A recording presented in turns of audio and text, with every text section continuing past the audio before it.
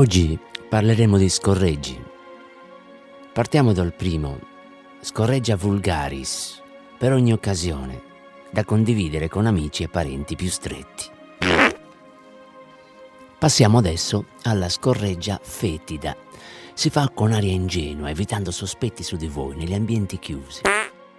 Passiamo adesso alla scorreggia cum tusse dissimulate. È una scorreggia dissimulata con colpi di tosse e qui c'è bisogno di molta coordinazione ed è tipica negli uffici, bar e cinema. Adesso passiamo alla scorreggia humidis maculate.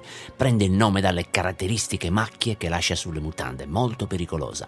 Rimane comunque mimetizzata sulle mutande molto scure. E adesso, quale modo migliore per cominciare una giornata se non tirando una bella scorreggia al caldo delle lenzuola appena apriamo gli occhi?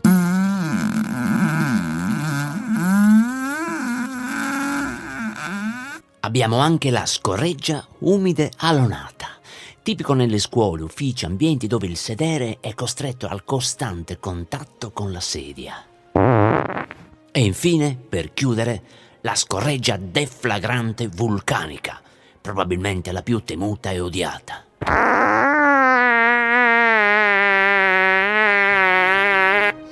Arrivederci, ci sentiamo.